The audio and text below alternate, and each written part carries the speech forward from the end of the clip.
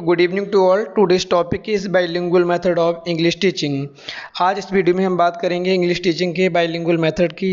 इससे पहले की वीडियोस में हमने बात की है ग्रामर कम ट्रांसलेशन मेथड की, डायरेक्ट मेथड की और डॉक्टर बेस्ट के न्यू मेथड की। चलिए इस वीडियो में हम जानते हैं कि बाइलिंगुअल मेथड क्या है, आपके एडवांटेज डिसएडवांटेज क्या क्या इसके हैं।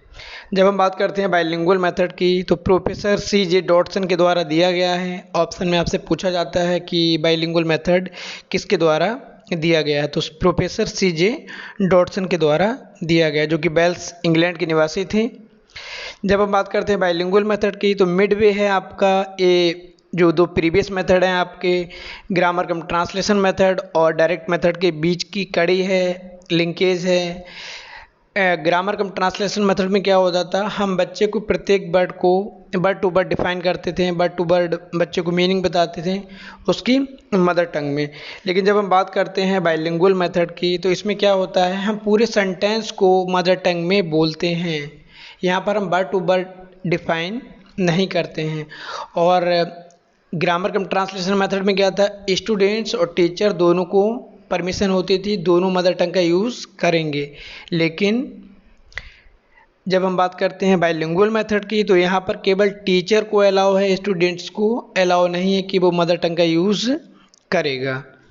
Okay, the teacher mostly read and transform the text into mother tongue of the child. तो यहाँ पर जो टीचर हैं जो बच्चे को इंग्लिश लैंग्वेज सिखाते हैं तो वो पूरे सेंटेंस को पढ़ते हैं, उसको स्टूडेंट्स की मदर टंग में ट्रांसलेट करते हैं। क्या होता है, पहले एक लाइन पढ़ी उन्होंने इंग्लिश की, फिर उस लाइन को ट्रांसलेट करेंगे हिंदी में या तमिल में, जो भी क्षेत्रीय भाषा आपकी होगी, उसके बाद से फिर उसको दोबारा से रिपीट करते हैं इंग्लिश में।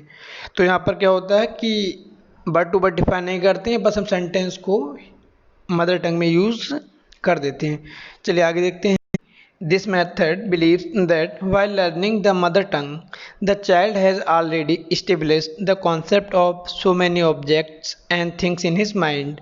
जब हम बात करते हैं स्टूडेंट्स या बच्चे की टीचिंग लर्निंग प्रोसेस की, जब बच्चा वहाँ पर लैंग्वेज को सीख रहा होता है, वो लैंग्वेज इंग्लिश है आपकी, तो वहाँ पर क्या होता है, जब बालक की हम बात करते हैं तो छोटे बच्चे होते हैं वो मदर टंग में बहुत चीज़ों के बारे में प्रीवियस नॉलेज रखते हैं। मदर टंग में उन लोगों के बहुत से कॉन्सेप्ट क्लियर होते हैं जो कि इंग्लिश लैंग्वेज में बच्चे नहीं समझ पाते हैं।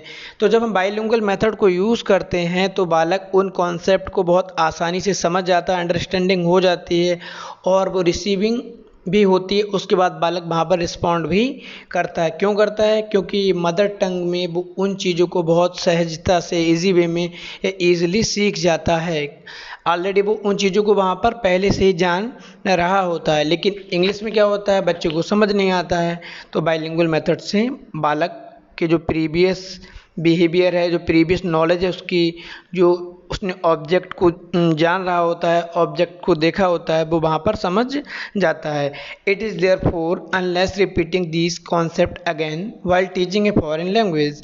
इसलिए कहते हैं कि जब बाइलिंगुअल मेथड का यूज़ करते हैं तो हमको बार बार उन चीज़ों को रिपीट करना नहीं होता है फॉरेन लैंग्वेज में। क्यों, क्योंकि बालक मदर टंग के यूज़ से और बाइलिंगुअल मेथड के माध्यम से वहाँ पर उन चीज़ों के बारे में उनके मीनिंग को जान चुका होता है। ठीक है, we should give him the mother टंग।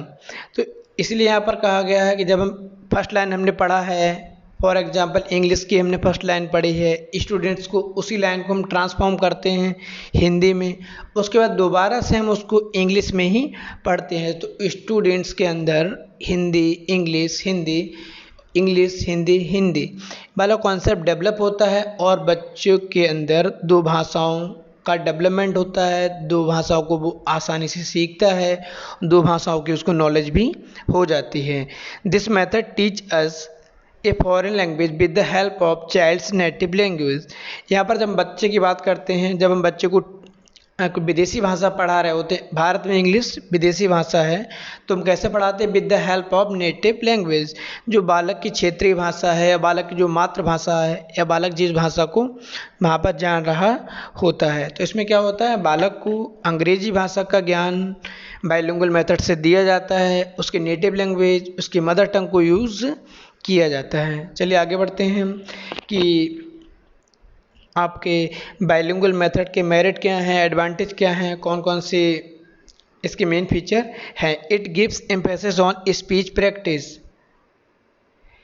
जो आपका बाइलिंगुअल मेथड है ये स्पीच प्रैक्टिस पर भी ध्यान देता है कि बालक को किस तरह से वर्ड का प्रोनाउंस करना है, किस तरह से वर्ड को बोलना है, किस तरह से वर्ड के बारे में स्पोकन करना है। It does not require specially train teachers. जो आपका बाइलिंगुअल मेथड है इसमें हमको कोई ज़्यादा एक्सपर्ट टीचर की आवश्यकता नहीं होती। जो नॉर्मल टीचर हैं आपके वो भी बाइलिंगुअल मेथड में आसानी से पढ़ा ले जाते हैं। आपने देखा भी होगा क्लास में बहुत यूपी बोर्ड की जब हम बात करते हैं तो वहाँ पर टीचर होते हैं सब बाइलिंगुअल मेथड का यूज़ करते हैं, क्योंकि वो हिंदी भी यूज़ करते हैं, वहाँ पर इंग्लिश भी यूज़ करते हैं, तो बाइलिंगुअल मेथड होता है। और बाइलिंगुअल का मीनिंग ये होता है कि दो भाषाओं में ज्ञान देना। वो दो भाषाएं कोई भी हो सकती है जिन भाषाओं में आप उसको ज्ञान देना चाह रहे होते हैं। This method suits both rural and urban schools. जो आपका बाइलिंगुअल मेथड है अर्बन एरिया, रूरल एरिया, ग्रामीण और शहरी क्षेत्रों में दोनों उपयोगी है, दोनों के ऊपर कारगर है। Not such of audio visual aids are required in this method. जिस प्रकार से डायरेक्ट मेथड में ऑडियो विजुअल टीचिंग एड्स की आवश्यकता होती थी बच्चों के कॉन्सेप्ट क्लियर करने के लिए, बच्चों को मीनिंग बताने के लिए, बच्चों के सामने सिचुएशन क्रिएट करने के लिए, तो यहाँ पर उस तरह की ऑडियो विजुअल टीचिंग एड्स की ज़रूरत नहीं है, क्योंकि यहाँ पर टीचर अपने स्टूडेंट्स को मदर टंग में उनके कॉन्सेप्ट को क्लियर कर देता है, आसानी से बच्चों को समझ में भी आ जाता है। It saves time energy labour of the teacher. इसके द्वारा अध्यापक की ऊर्जा, उसका श्रम की बचत होती है, इसके साथ साथ में समय की भी बचत होती है और अपने कंटेंट को आसानी से पढ़ाते हुए अपने कोर्स को भी कंप्लीट करा लेता है। Students can learn two language by his method. और इस विधि के द्वारा बालक दो भाषाओं का ज्ञान प्राप्त करते हैं, दो भाषाओं के विषय में बच्चे जान जाते हैं, दोनों भाषाओं की ग्रामर के बारे में भी बच्चों को यहाँ पर नॉलेज मिल जाती है। चलिए अब हम बात करते हैं डिसएडवांटेज की, क्या इसके लिमिटेशंस हैं। This method is still in an experimental stage. जब हम भारतीय परिदृश्य की बात करते हैं, इंडियन कंडीशंस की बात करते हैं, तो भारत में बाइलिंगुअल मेथड आपका एक्सपेरिमेंटल स्टेज में चल रहा है। यहाँ पर अभी ये डेवलपमेंटरी फेज में है, यहाँ पर इसके रिजल्ट देखे जा रहे हैं, इस पर रिसर्च चल रही है कि किस तरह से इफ़ेक्टिव होगा। Other aspect like reading writing are ignore. जो बाइलिंगुअल मेथड आपका स्पीकिंग पर फोकस करता है और रीडिंग राइटिंग जैसे जो मेन आपके एस्पेक्ट हैं उनकी अवहेलना करता है, उनको नेग्लेक्ट करता है, उन पर ज़्यादा ध्यान नहीं देता है। Grammar is not taught systematically to the learner in this method. Grammar cum translation method में क्या होता था, स्टूडेंट्स के सामने हम आसानी से वर्ड टू वर्ड डिफाइन करते थे, उसको पूरा ग्रामर का स्ट्रक्चर बताते थे। पहले सब्जेक्ट, फिर आपका हेल्पिंग वर्ब, फिर आपका मेन वर्ब, उसके बाद आपका ऑब्जेक्ट, फिर उसके बाद कंपोनेंट। तो हम वहाँ पर बच्चे को पूरा स्ट्रक्चर बताते थे। अब यहाँ पे क्या होता है, बाइलिंगुअल मेथड का यूज़ करते हैं तो केवल हम बच्चे को उस लाइन का मीनिंग बताते हैं, उसको ये नहीं बताते हैं कि किस तरह से स्ट्रक्चर को फ्रेम करना है, किस तरह से स्ट्रक्चर क्रिएट हुआ है, कौन कौन से एलिमेंट यहाँ पर आए हैं। तो यहाँ पर जो बच्चे को ग्रामर सिखाई जाती है तो वो सिस्टमेटिकली नहीं होती है, बस बच्चा वहाँ पर स्पीकिंग की वजह से यूज़ करना सीख जाता है, बट वो वहाँ पर ग्रामर्स के बेसिक रूल्स को नहीं जानता है। It is not so useful in teaching secondary and senior secondary level classes.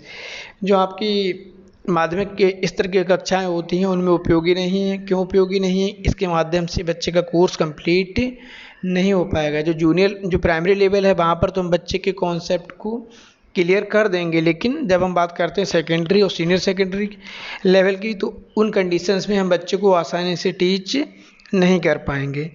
A contrast between the feature of two language is likely to confuse students. जब बालक एक साथ दो भाषाओं को सीखता है, दो भाषाओं का ज्ञान लेता है, तो उसके अंदर कन्फ्यूज़न क्रिएट हो जाता है। कन्फ्यूजन इसलिए क्रिएट हो जाता है कि दोनों की वोकेबलरी अलग होती है, शब्द भंडार अलग होता है, दोनों की ग्रामर में भी बेसिक डिफरेंस होता है। तो यहाँ पर बच्चे को सीखने में थोड़ी प्रॉब्लम फेस होती है।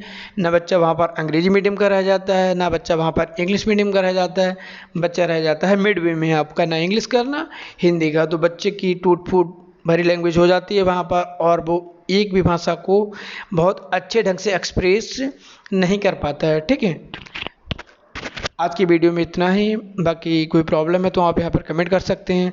अब हम अगली वीडियो में बात करेंगे जो आपके अप्रोच हैं, स्ट्रक्चरल अप्रोच, सिचुएशनल अप्रोच और आइडियोलिंगुअल मेथड की भी हम बात करेंगे। कोई प्रॉब्लम है तो कमेंट कर सकते हैं।